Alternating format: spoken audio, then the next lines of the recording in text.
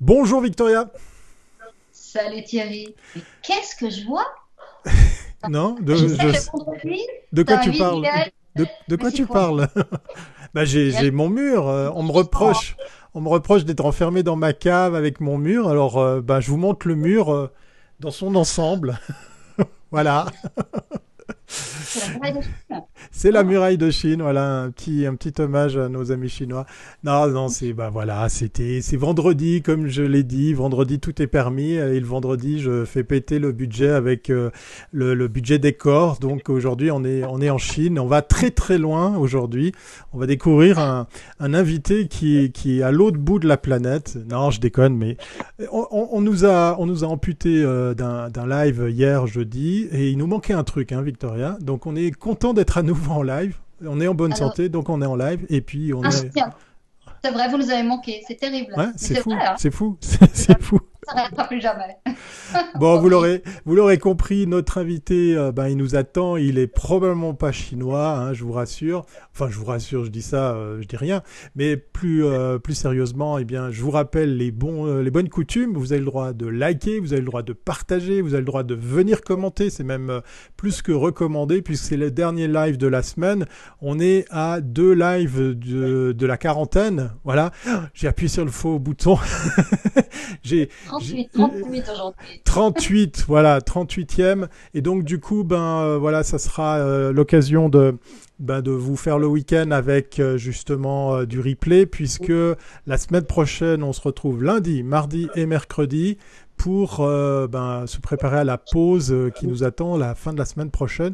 Mais sans plus attendre, parce que j'ai déjà un petit peu dévoilé le secret en me trompant de touche, Victoria, de qui s'agit-il quand on parle de l'invité du jour? Alors aujourd'hui, on est très content de recevoir Stéphane Geyser, fondateur, CEO et directeur artistique de l'agence Pomme Z à Delémont. Bonjour Stéphane. Bonjour Eh Stéphane. bien, bonjour Thierry, bonjour Victoria. Ça me fait Écoute, plaisir de vous voir, ça me fait plaisir d'être là.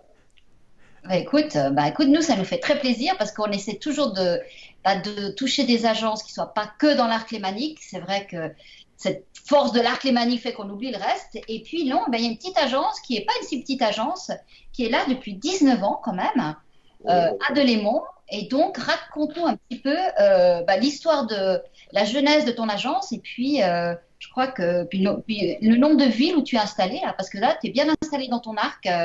Neuchâtel, enfin, comment tu l'appelles ça? Jurassien. Donc, explique-nous un petit peu. alors oui, on est installé dans l'arc jurassien. Pourquoi l'arc jurassien? Ici, c'est une petite région, mais politiquement assez sensible. Donc, il a fallu être un petit peu sur plusieurs sites. On a donc Delémont, Bienne et Neuchâtel. Et bien sûr, on couvre aussi le Jura bernois. Donc, le multisite, c'est surtout pour couvrir toutes ces régions et toutes ces différentes mentalités. Mais finalement, la région, elle est petite, c'est l'arc jurassien.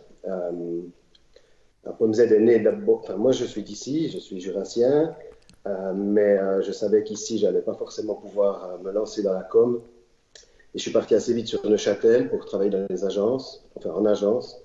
Et très vite, j'ai souhaité me mettre à mon compte. Et puis, j'ai développé Pomme Z, enfin, j'ai fondé Pomme Z à Neuchâtel. Mais 3 ans plus tard, il fallait que je vous montre un tout petit peu mes défis. Puis, j'avais envie de revenir dans la région. Et puis, je me suis installé d'abord à Moutier, où là, ça a été assez difficile. Enfin, je me suis fait connaître, mais j'étais déjà connu personnellement. Mais les affaires, c'était pas forcément simple. De nouveau, une question un petit peu politique. Et pour finir, je suis parti sur Delémont avec mes deux personnes. Donc, on était deux et demi au total.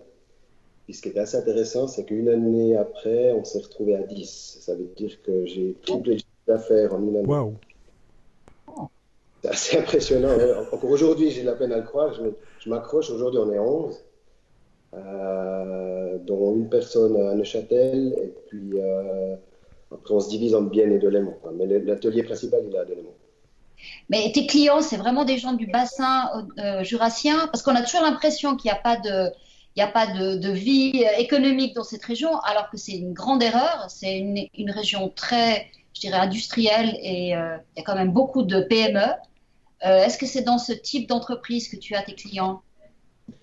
Alors effectivement, chez nous, c'est très très varié. Alors, le domaine d'activité principal, c'est l'industrie, la microtechnique. Là, il y a vraiment beaucoup à faire. Il y a des grosses entreprises. Il ne faut pas oublier que la région ici, c'est un petit peu le berceau de la micromécanique, connu loin à la ronde, donc il y a un vrai savoir-faire. Il y a des grosses entreprises aussi dans l'horlogerie. Mais il y a aussi d'autres choses. C'est quand même une région qui se développe. Nous, notre clientèle, elle est assez variée. En plus de l'industrie, on a pas mal de secteurs d'activité différents. On a aussi tout le canton du Jura qui travaille beaucoup avec nous. Ça, c'est l'avantage d'être une petite région. Mais c'est vrai qu'il y a pas mal de travail. Après, j'ai pas mal de chance, c'est qu'on n'a pas beaucoup de concurrence. Je pense que si j'étais à Lausanne ou à Genève, avec la concurrence qui existe là-bas, je ne survivrais pas. Enfin, voilà. Mais économiquement, ça fonctionne assez bien. Et puis, on a quand même une bonne variété de domaines d'activité. Mais après, on travaille aussi sur Bienne beaucoup et sur Neuchâtel aussi. Donc, l'arc jurassien, il y a de quoi faire. Donc en fait, la décision que tu as prise de multiplier les points de présence de ton agence, ça a été vraiment porteur pour ton business. Tu expliques ce succès par cette spécificité d'être présent dans toutes ces régions, ou c'est parce que en fait tu es à la tête d'une super bonne agence? La B. La B. Très belle réplique, très bien. Non, alors, c'est vrai qu'on a un savoir-faire chez PomZ. Enfin, je pense qu'on a un bon savoir-faire et puis j'ai une excellente équipe. Ça aide beaucoup, mais on a quand même dû s'accrocher. Bon, moi, j'ai une maman suisse-allemande qui m'aide beaucoup. Elle m'a donné de bonnes choses dans mon caractère. Je suis très rigide et très strict. Je pense que ça, c'est utile. Mais disons que le fait d'être sur plusieurs sites, ça aide à se faire connaître. Mais quand je vois qu'en partant de Moutier, qui est une ville à 15 km de Delémont, mais on change simplement de canton, où j'ai triplé le chiffre d'affaires en une année, je me dis, voilà, c'est pas forcément d'être multi-site, c'est d'être à la bonne place au bon moment. Et ça a été une chose. J'ai pris une bonne décision à ce moment-là. Et puis après, il y a aussi tout le savoir-faire ici. Moi, j'ai réussi à faire une Dream Team. Voilà, je suis très content de mon équipe parce qu'on a vraiment des gens qui sont multicasquettes, passionnés. Et puis ça se ressent. Là, on va fêter nos 20 ans en septembre. Je pense que le succès de PomZ. Encore un anniversaire, mais Victoria, c'est incroyable. Toutes ces agences qui ont des chiffres ronds, ben, c'est super. On va t'intégrer dans la liste parce que vous êtes plusieurs agences à fêter des belles années d'anniversaire. Ouais. Excuse-moi de t'avoir interrompu parce qu'effectivement, je ne pouvais pas ne pas choper cette information. Bravo, hein, 20 ans, chapeau. Ouais, 20 ans, je suis assez fier. Et puis c'est vrai que c'est un petit peu cette rigueur. Et puis aussi cette créativité. Moi, j'ai jamais voulu rester sur mes acquis. C'était vraiment à chaque fois on se refait, à chaque fois on se remet en question. En fait, c'est le travail qu'on fait avec nos clients. Je l'explique toujours. Il faut se mettre à la place du client. Il faut bien s'imprégner pour bien comprendre les enjeux et les objectifs. Et puis, nous, on fait la même chose avec nous-mêmes. Et puis, c'est ce qui nous permet finalement de toujours être là puis de se faire connaître. Je suis pas très fan des petites soirées ou des réunions pour se faire connaître. Je suis non plus pas très fan de faire parler de moi dans la publicité. Je préfère faire parler de moi par rapport à ce que nous, on a réalisé. C'est pas forcément évident. Des fois, on a l'impression qu'on est dans l'ombre, mais finalement, on parle quand même de nous, puis on parle de nous en bien. Et où j'ai remarqué ça la première fois, c'est en fait quand on est venu au meilleur de la pub il y a 4 ans, 3 ans. Et pour nous, c'était du fou, aller à Lausanne. C'est le bout du monde. Incroyable. On a rencontré des gens avec un drôle d'accent, tout ça. Non, mais... Ouais, m'en parle pas.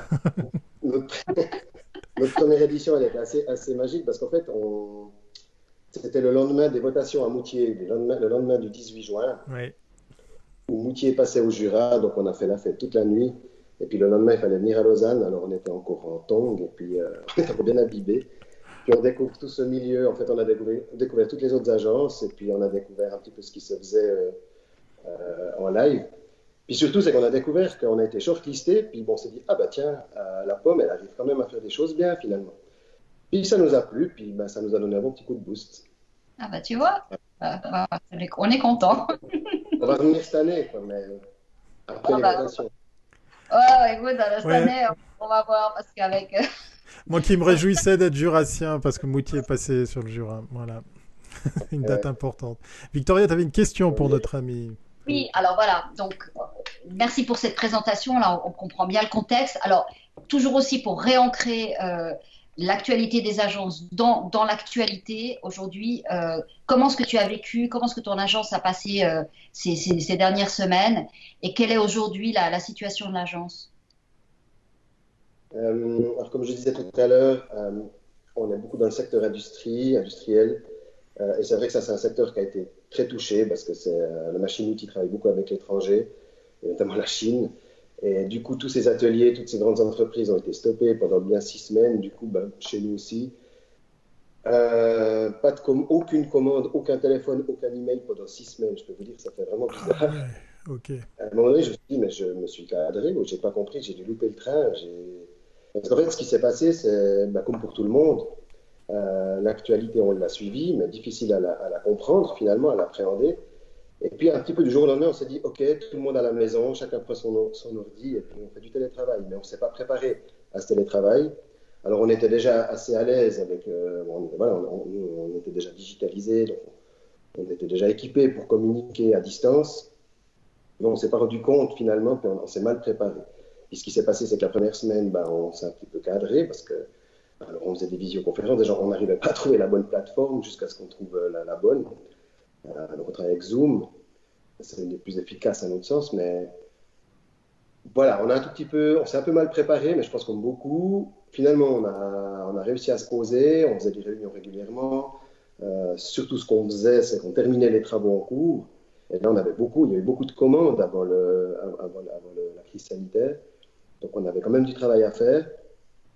Mais moi qui étais au Turbin et qui était ici au bureau, j'étais tout seul à mon bureau, vide. Je me suis assez vite rendu compte, mais le téléphone, il sonne plus, j'ai plus de mails, j'ai plus rien, plus de commandes. Puis là, moi, j'ai commencé à paniquer, méchamment même.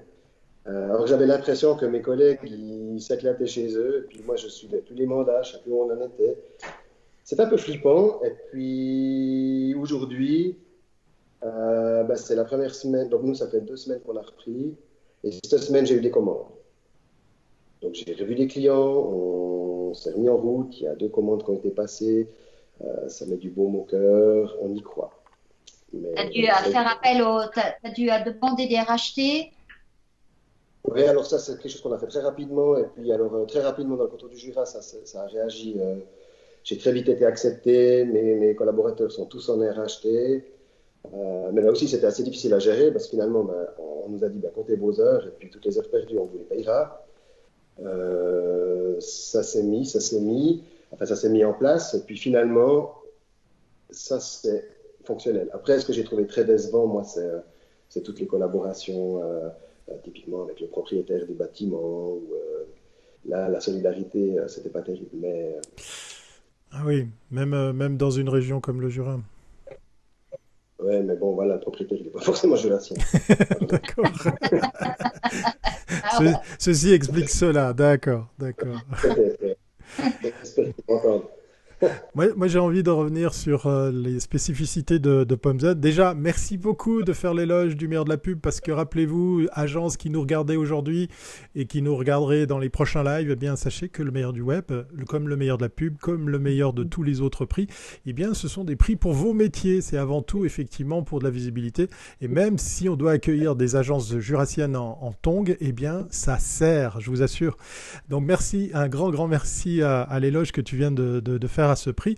Je vois sur la vitre derrière toi le mot digital. Quelle particularité a l'agence PomZ? Qu'est-ce qu'elle fournit comme type de service? Parce que là, je vois des gens faire des photos, donc il y a du setting pour de la photo, de la vidéo, il y a le mot digital. J'ai envie d'en savoir plus sur ce que tu proposes au sein de ton agence internationale, puisque sur plusieurs sites. Complètement. Alors, bon, voilà. Lorsque j'ai fondé l'agence, j'étais à Neuchâtel, et puis sans me vanter, j'ai dû être dans les premiers à développer du web design, on va dire. Mhm. Donc très vite, quand je me suis mis à mon compte, j'ai toujours proposé du web et du print. Moi, je suis typographe de métier, c'est un métier qui n'existe plus, il s'est transformé. Donc j'ai toujours proposé les deux. Et moi, ça allait de pair. Puis après, quand je suis arrivé dans le Jura, alors c'est encore plus une évidence, parce que finalement, ici, comme il n'y a pas de concurrence, enfin, il n'y a pas de concurrence, il y en a, hein, désolé pour les autres, pardon, mais on n'est pas beaucoup. Finalement, il n'y a pas beaucoup de personnes qui peuvent réaliser les besoins des des clients en termes de communication. Pour moi, c'était nécessaire d'être sur tous les fronts. Alors, PomZ, c'est vraiment une agence 360 degrés. On est autant print que digital, j'ai dit multimédia. C'est vrai que maintenant, nous, on s'est un tout petit peu spécialisé dans la création de contenu. Avec les équipements qu'on peut avoir aujourd'hui et les métiers. Moi, j'ai 4 personnes qui sont de métiers interactive media designer. C'est un petit peu les généralistes de la com pour nous. C'est des gens qui savent un peu tout faire. Et c'est vraiment très, très utile, surtout dans les temps qui courent avec la digitalisation et les réseaux sociaux. Donc nous, on crée beaucoup de contenu. Là, derrière moi, on a une petite équipe qui sont en train de faire un petit spot TV. Enfin, c'est même pas un spot TV, ça sera un petit clip qui sera diffusé sur les réseaux sociaux. C'est on va dire, vite fait, bien fait. Non, mais c'est pas, on sort pas la grosse production. C'est un petit peu là notre force. Donc nous, c'est vrai, on est 360 degrés. On a 5 métiers différents ici chez PomZ. J'ai des développeurs web, des interactifs, un typographe, des graphistes, photographes. Et ces gens-là, ensemble, c'est vraiment des métiers variés et complémentaires. Et puis, ça nous permet alors de couvrir toute la com pour tous nos clients. Alors, ça, c'est vraiment la force. Chez nous, on a un client, il vient, il ne veut pas travailler avec 4 agences, enfin 4 métiers différents. Il travaille avec PomZ. Nous, on sait plus ou moins tout faire. On a très peu de sous-traitance. On livre clé en main. Et puis, ça, c'est vraiment apprécié dans la région ici. Enfin, je ne sais pas ailleurs, mais en tout cas, ici, c'est très, très apprécié. Dans l'industrie, ces PME, elles ont besoin de quoi en communication? Et aujourd'hui, suite à cet épisode où on a vu quand même que la digitalisation, le home office et puis le e-commerce aussi vont se sont développés, est-ce que tu penses offrir de nouveaux services? Alors, ouais, enfin, nous, on a voulu se lancer tout ce qui est digital marketing, tout ce qui est réseaux sociaux, stratégie Google Ads, tout ça, c'est des choses, on s'y est intéressé, on s'y est approché, on le propose, mais on s'est vite rendu compte que c'est un vrai métier et là, maintenant, on collabore avec des agences spécialisées là-dedans.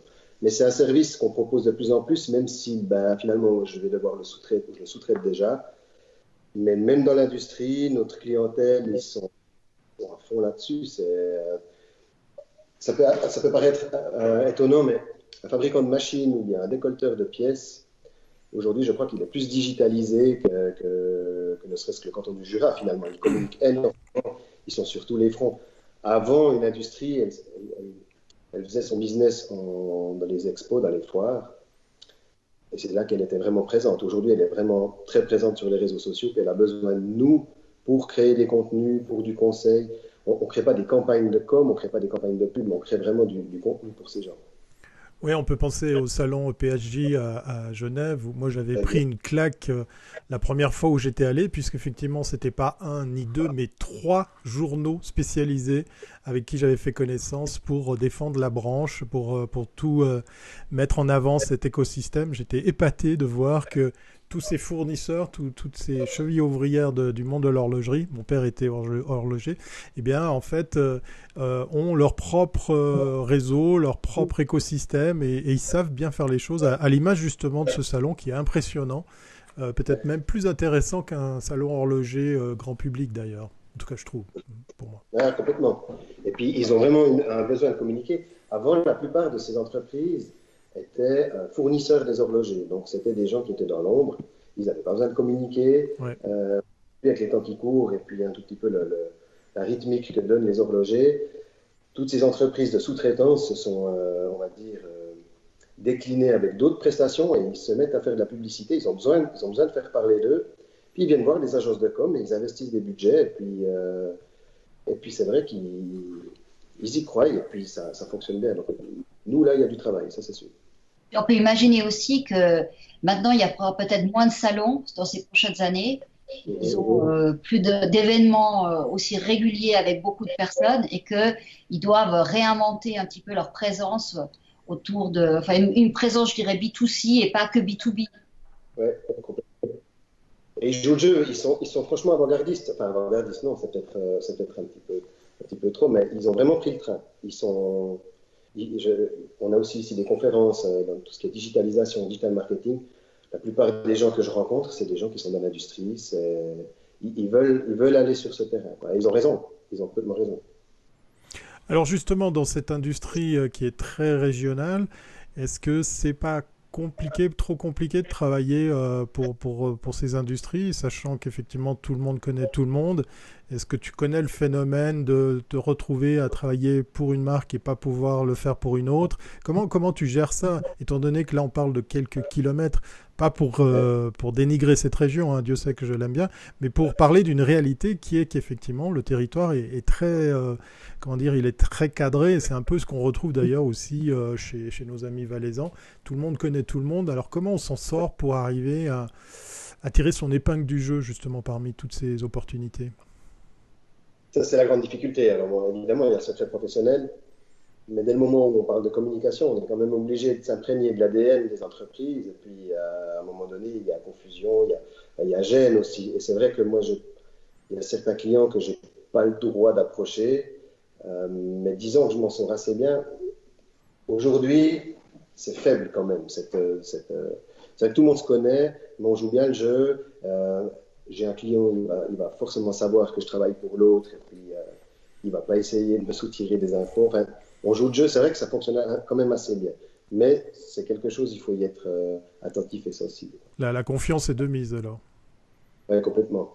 Il C'est y a très aussi une professionnel. solution pour éviter ce genre de choses, c'est de créer d'autres entreprises. Enfin, au lieu d'avoir une seule agence, tu as plusieurs petites agences et tu outsources. Enfin, ça devient comme un mini-groupe, de Ouais, manière à ouais. ce que si celle qui fait de la vidéo travaille avec une entreprise, celle qui fait de la com pourra travailler avec son concurrent. Et disons, ça résout le problème de la concurrence entre les marques.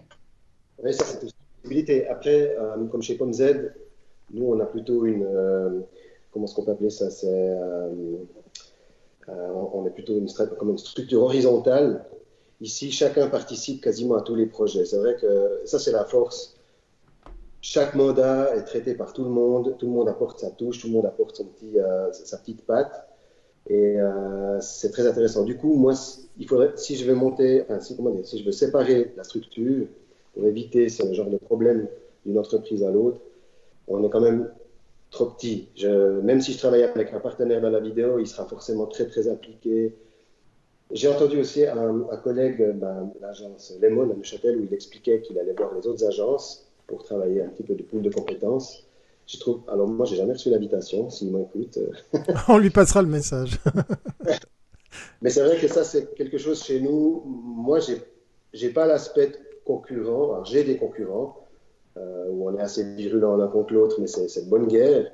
Mais sinon, je suis plutôt ouvert à collaborer avec d'autres agences parce que c'est vraiment une petite région.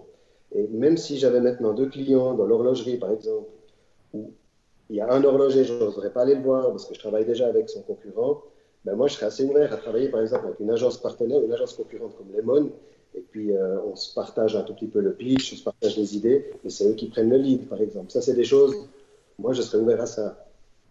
Ça peut être une alternative pour éviter ce genre de problème. Ah, c'est génial si on arrive à créer des réseaux comme ça, Thierry. Mais oui, je Avec... pensais exactement à ça, Victoria, parce C'est vrai, qu'effectivement, personne ne fait. Ouais, la- Attends, il y a le téléphone qui sonne. C'est magique. Le Comin Mag Live, c'est magique. Je vous ah, mais dis, tout à l'heure, on va ça crée oui, des opportunités d'affaires là en live. c'est top, c'est top. Alors, ça va. Est-ce que tu as été sollicité par des agences un peu plus lointaines pour plus facilement ou plus, comment dire, stratégiquement approcher des clients de l'horlogerie? Est-ce que par exemple les Vaudois, les Genevois sont susceptibles d'approcher une agence comme PomZ pour te demander, ben tiens, on aimerait bien approcher un tel, est-ce que on pourrait collaborer? Est-ce que ce genre de choses est arrivé dans ton agence? non. Par contre, j'ai des clients qui essayent de s'implanter dans la région et qui travaillent avec nous parce on connaît bien le tissu régional. Mais d'autres agences, non. Alors, j'ai jamais eu ce genre de contact. Ok, ok. Et au niveau de la langue, est-ce que l'allemand, français, c'est vraiment un problème? Bon, tu nous as dit que tu parlais suisse-allemand, donc je pense que ça peut aider. Mais est-ce qu'il y a des clients suisse-allemands, des entreprises suisse-allemandes qui ne travailleraient jamais avec un jurassien de langue française? Alors, je sais pas, mais c'est moi qui suis beaucoup sur Bienne, je sens quand même la différence. Il y a une différence de mentalité et puis j'ai de la peine à mettre un pied quand même chez les Suisses allemands. J'ai beau leur parler en suisse allemand bernois, Hmm. je sais pas, il y a un petit peu quand même une frontière. Alors que les romans travaillent avec des agences suisses-allemandes, mais l'inverse, un peu moins. Puis ça, c'est quelque chose, c'est vrai que ça me dérange un petit peu parce que je vois pas pourquoi finalement. Aussi sur Bienne, ben voilà, il y a une majorité d'agences suisses-allemandes, des agences romandes, il n'y en a pas beaucoup. Il y a ma régie que j'ai aussi suivie sur le live. Mais il n'y en a pas beaucoup, puis c'est peut-être ça qui fait que nous, en étant dans le Jura, on a de la peine à se faire connaître sur Bienne, par exemple. C'est 30 km, c'est rien du tout. Et puis juste à côté, il y a Bâle, mais Bâle, c'est un marché saturé, il y a beaucoup d'agences, mais on n'a pas de contact. Les Suisses allemands ne viennent pas chez nous pour faire des affaires. Donc finalement, on est quand même sur un marché qui est très, très régional, quoi, et très cantonal. Et on le Oui, voit quand on parle de l'arc lémanique, les Lausannois, c'est pas toujours aussi facile d'arriver sur Genève. L'inverse avec Genève, Lausanne, ben, on connaît l'histoire. Donc, on est obligé de travailler. Si on n'arrive pas à trouver sa place dans son canton, on a des problèmes pour survivre, oui. quoi.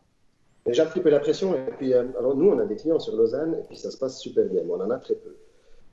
Mais ça se passe super bien. Puis ensuite, on a fait le point. Puis la première chose qu'ils me disaient, mais c'est dingue. Enfin, on a des clients aussi sur Genève, on a des clients sur Fribourg. Et puis la plupart nous disent, mais c'est dingue en fait, vous les Jurassiens, vous vous déplacez, vous venez nous voir, vous faites du bon boulot, vous êtes sympa, puis vous n'êtes pas cher. Ah, Ouais, ça, ouais, cher. On n'a pas besoin de bouger, tout est fait, c'est clé en main. Et puis pour eux, c'est le top. Mais on se pose la question, mais pourquoi il n'y a pas plus finalement? Mhm. Et nous, on se déplace, on va voir les gens et tout. Et c'est là que je me suis rendu compte qu'en fait, les gens, ils veulent quand même travailler avec le voisin du coin. Enfin, on veut travailler local. Et je ne sais pas si c'est une question de relation, de proximité, enfin, une relation humaine, mais les gens, ils ont quand même ce réflexe. Enfin, moi, j'ai l'impression qu'ils veulent travailler local. À propos de local, est-ce que tu penses que cette crise va changer les modes de fonctionnement? Est-ce que ça va amener tes clients ou des futurs clients à faire peut-être une approche différente au-delà du rendez-vous physique? On a eu des agences qui nous ont parlé de leur expérience de devoir pitcher au travers d'une visioconférence. Est-ce que tu penses Ouais, que pour la région, cette belle région du Jura, c'est des choses qui risquent d'arriver ou au contraire, c'est pas forcément un truc qui va rester? je ne sais pas, ici dans la région, je me souviens il y a 10-15 ans en arrière où il y a beaucoup d'agences qui s'orientaient sur le concept du bureau virtuel. Il n'y aurait plus de bureau physique, ce sera que des compétences on va dire, qui communiquent, une espèce de pool de compétences qui communiquent de manière Mhm. virtuelle. Mais avec le Covid ici, j'ai remarqué une chose, et puis ça confirme déjà ce que je pensais il y a 15 ans, parce que moi, j'ai jamais été pour ce genre de concept. Ici, les gens, ils ont besoin vraiment de se voir, de s'entendre, et puis l'écran, ça fonctionne pas super. Enfin, je sais, j'ai entendu que chez les collègues dans les autres agences, ils avaient aussi ce problème-là. Si on est en mode prod, ça fonctionne. Si on est en mode brainstorming, recherche d'idées, Ouais. voilà. Puis nous, on le voit tout de suite avec les clients, même si c'est 10 minutes, il faut qu'on se voie, même si c'est à 2 mètres de distance. Je sais pas. En tout cas, chez nous, dans la région, le contact humain, il est très, très important. Je sais qu'ailleurs, en Suisse romande aussi. Pas sûr qu'on puisse. Alors, oui, au format hybride, peut-être, une partie physique, une partie virtuelle. Mais moi, j'ai de la peine avec ça, franchement. Oui, puis on le sait, hein, c'est moins pratique pour les apéros également. Ah, Comme ça, je l'ai dit, voilà, j'assume mes propos. Je vous ai dit, c'est vendredi, vendredi tout est Maintenant, permis. on sait plus ce que t'es valaisan, t'es jurassien. Moi, je suis tout, moi, je suis surtout, je suis citoyen du monde. Communication Suisse a lancé une campagne pour demander aux entreprises de communiquer, de ne pas arrêter ses investissements en communication, même par temps, disons, plus incertain, avec moins de moyens. Est-ce que toi aussi, c'est un appel que tu aimerais faire aux entreprises de ta région pour que justement elles n'aient pas le réflexe comme d'habitude, quand ça va mal, on freine les investissements publicitaires. Donc, quel message tu aimerais donner? Alors, nous, on a lancé un produit il y a 10 minutes à peu près. Non, mais on n'était pas prêt jusqu'à. J'ai juste dit à mes collègues à 15 heures, j'ai un interview. Ce serait bien que ça soit en ligne. Alors, c'est en ligne. Ah, Ça- voilà. Donc, Ah, scoop, c'est excellent. un pro- c'est vrai qu'on s'est approché de. Enfin, ça fait longtemps que je cherche des idées pour un tout petit peu soutenir le commerce local dans la région. On est une petite région, c'est vrai. Il y a beaucoup d'industries, c'est vrai, mais c'est ce que je disais tout à l'heure au début, il y a plein d'autres corps métiers, il y a plein de savoir-faire qu'on ne met pas en valeur ici. Enfin, si, nous, on le sait, mais c'est assez difficile de faire changer les habitudes. La crise sanitaire, elle a fait bouger les choses. Ici, je lisais un article ce matin dans le quotidien jurassien, il y a des gens qui font la queue pour aller acheter des poules dans les fermes. Les gens, ils ont changé leurs habitudes de consommation. La vente à la ferme, par exemple, c'est quelque chose qui cartonne en ce moment. Ouais. Consommer local, un petit peu réfléchir, tout ça, effectivement, ça nous a fait réfléchir. Dans le Jura, il y a de quoi faire. Et moi, je le crie franchement haut et fort, et c'est un tout petit peu notre job en tant qu'agence de com, c'est faites de la pub, communiquez, montrez que vous êtes là. Je trouve aussi que nous, on est dans une région où, à la différence de la vôtre, où on est un tout petit peu plus timide, un peu plus discret, on braille moins fort, on va dire. Je vais dire, on l'a moins ouverte, mais bon, ça fait du vexer. Mais on devrait parler un tout petit peu plus, un petit peu plus s'exprimer. Puis, c'est vrai que ça, c'est un message que je renvoie à tous les artisans locaux. Faites parler de vous, parce que finalement, le consommateur, aujourd'hui, il va venir, mais il faut qu'il sache que vous existez. Puis le produit qu'on a lancé, c'est justement pour favoriser tout ce commerce local, tous ces jeunes indépendants, tous ces indépendants, qui puissent communiquer de manière vraiment simple, pas chère, puis se faire connaître. Alors, on espère que ça fonctionne. On verra maintenant la suite. Victoria, c'est le deuxième Jurassien qui aide les entreprises, les petits commerces locaux à se rendre visibles, hein, puisque effectivement on a eu notre ami, voilà, Pascal Meyer, je pensais à lui, effectivement, il faut pas. Non, mais il y a aussi un Genevois, on l'aura la semaine prochaine.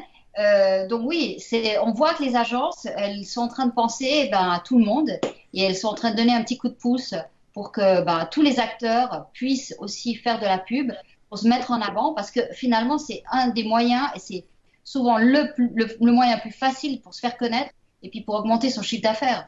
Et puis, par exemple, court, eh bien, il ne faut pas oublier que c'est important, et que s'il y a des nouvelles offres, notamment dans tout ce qui est commerce local, commerce un peu plus alternatif, comme tu disais, à la ferme, vraiment des choses avec une perspective plus écologique, tout ça, c'est des secteurs, c'est des entreprises qui ne s'étaient pas encore fait connaître. Je pense que c'est bien qu'aujourd'hui, qu'on les aide. Ouais. Justement, peut-être pour tendre la perche à celles et ceux qui nous regardent, qui sont peut-être aux commandes justement d'une petite entreprise, d'un commerce local, où trouve-t-on toutes les infos de ce nouveau produit spécialement lancé aujourd'hui? Parce que ça pourrait servir pour certains qui nous regardent de tout de suite se ruer sur ce nouveau service. Alors, j'ai le droit de donner le nom ou Ah ben c'est plus que conseillé, Stéphane. Il faut y aller. Alors, c'est un site internet qu'on va transformer en application dans un moment, mais ça s'appelle monguide.ch.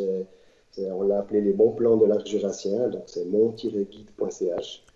Alors, il est vraiment en phase d'évolution. Maintenant, il faut faire sa promotion. Il faut que les gens jouent le jeu parce que c'est vraiment pas cher, c'est simple à l'utilisation, et puis à mon sens, ça peut vraiment aider. En fait, c'est un annuaire. J'ai décidé de faire un petit Google à l'arc jurassien. Voilà, sur Google, on trouve tout, mais ici, dans la région, on est un petit peu perdu et on est un peu mal référencé sur Google, dans le sens où il y a aussi un Jura français, et on est un peu pénalisé avec ça. Et moi, j'ai décidé de faire un annuaire géant, en fait, de tous les bons plans de la région, et surtout d'un shop en ligne. Alors, le shop, il n'est pas encore en ligne, mais ça sera un shop général où c'est comme un grand centre commercial. Finalement, je fais mes courses, mes différents produits, je les achète, je les mets dans mon panier, puis je paye qu'une seule fois à la fin. Excellent. Et puis ça facilite les. Alors, on est en cours de développement, mais l'idée, à moi, elle me tient à cœur, parce que j'ai l'impression, moi qui suis assez proche quand même tout le monde se connaît ici, donc je connais énormément de gens qui ont une petite boutique. Et c'est ce qu'on disait tout à l'heure, ils ont vraiment besoin de se faire connaître. C'est excellent, très très belle initiative, bravo, surtout qu'effectivement ce genre d'idée avait déjà vu le jour par région. J'ai fait connaissance avec un ami journaliste en Belgique qui s'est fendu de Glide Apps, si vous ne le connaissez pas. C'est une petite app qui permet de faire une web app sur son smartphone avec des feuilles Excel de chez Google, des Google Sheets, sans ligne de programmation. Et ça a eu un monstre succès d'avoir comme ça des listings très régionaux pour trouver le maraîcher, le boucher du coin, etc. Donc bravo à toi pour cette initiative. Je suis persuadé que ça va faire des petits. On a une question dans la room parce que vous avez été beaucoup à nous regarder. Hein. Je vais vous tirer les oreilles. C'est vendredi, c'est cool, tranquille. Hein, mais il faut aussi un petit peu bosser et puis on attendait de vous que vous puissiez interagir ou alors vous écoutiez patiemment les propos de notre invité. Mais on a une question d'Alain qui nous dit il y a 20 ans, de grandes marques horlogères internaient leur com. Comment cela évolue-t-il et avec quels résultats aujourd'hui? Alors, c'est toujours le cas. Nous, on a très peu de clients dans l'horlogerie, c'est plutôt des sous-traitants, mais chez les horlogers, c'est toujours le cas, ils internalisent leur com. Par contre, ça rejoint aussi un tout petit peu les besoins de chaque commerçant, et ça rejoint aussi finalement tout ce qui est digital marketing avec les réseaux sociaux. Ce que je disais tout à l'heure, nous, on crée beaucoup de contenu, on crée des petites vidéos, des petites animations graphiques, motion design, des choses comme ça. On est souple, on est agile, on fait des choses vite et bien, ça veut dire pas très cher, et ça permet vraiment à ces commerçants d'exploiter des contenus qui sont suffisamment pertinents. Et chez les horlogers, ce qu'on s'est rendu compte, c'est qu'ils font beaucoup eux-mêmes, mais en création de contenu, ils ont quand même des besoins. Ils doivent travailler avec l'externe. Donc, nous, on est sollicité par les horlogers pour justement la création de petits contenus, mais c'est plus des vidéos comme à l'époque où il fallait des budgets pas possibles parce qu'il fallait toute une infrastructure. Aujourd'hui, comme je disais, nous, on est équipés, on est très mobile, on fournit des choses rapides et puis finalement pas trop cher. Ils peuvent communiquer facilement. On voit bien que c'est effectivement le secteur de horloger a beaucoup changé. Et ce qui est intéressant, c'est que l'arrivée aussi de tout ce réseau autour de l'horlogerie qui aussi commence à communiquer fait que les marques n'ont plus la même suprématie. Avant, il n'y avait que les marques qui avaient le droit de parler et puis tous les j'arrive plus à trouver le mot là, tous les entreprises qui travaillent pour elles, eh ben, elles se retrouvaient un petit peu complètement noyées et puis elles étaient point à main liées avec la marque avec laquelle elles travaillaient. Alors qu'aujourd'hui, grâce au réseau, elles peuvent elles aussi exister et elles sont un peu moins tenues. Si jamais la marque les lâche, elles ont quand même une visibilité. Et c'est effectivement, c'est un peu trop changé. Ouais. Tout à fait. Ouais, tout à fait.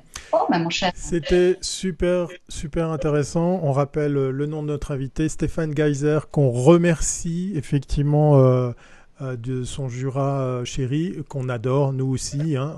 Oui, je sais, on a aussi des accents bizarres, mais voilà, c'est ça qui fait la richesse de la Suisse. On était très heureux, Victoria et moi, de t'accueillir pour ce dernier live de cette semaine, avant le week-end. Tu vas partir où ce week-end, au fait? Je plaisante. Ok, d'accord. Je m'essaye à l'humour. Hein. Vous avez vu, j'ai changé mon background aujourd'hui spécialement pour vous montrer que je ne suis pas enfermé dans une cave.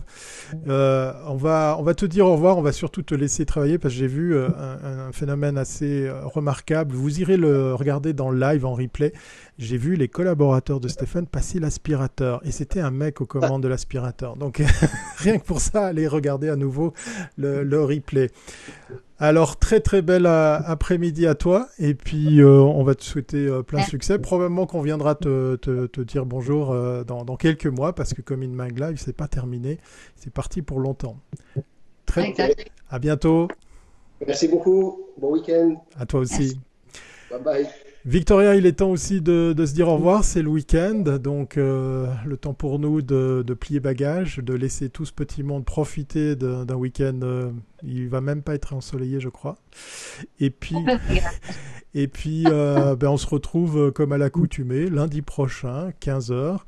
Rappelez-vous, lundi, mardi, mercredi, donc comme ça vous aurez tout le reste de la semaine pour regarder les replays. On arrive bientôt au 40e numéro de Come in Mag Live, donc ça vous fait une belle occasion de vous prendre un petit moment et de regarder tout ça, de les partager, de les liker et puis aussi, pourquoi pas, d'y ajouter des commentaires. Ça nous ferait plaisir.